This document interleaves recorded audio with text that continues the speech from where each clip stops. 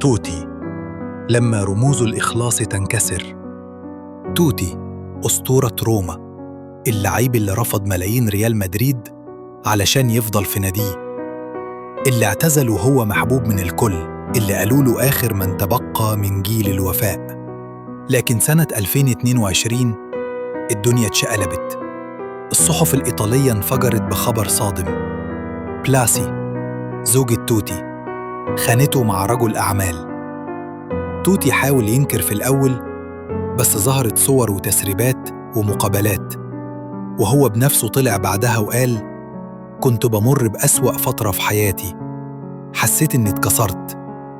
هي ما كانتش شريكة حياتي، كانت سبب نهايتي. اللي وجعه أكتر إنه ساب الكورة وهو شايف حياته بتنهار، دخل في اكتئاب وخسر حضانة أولاده فترات طويلة.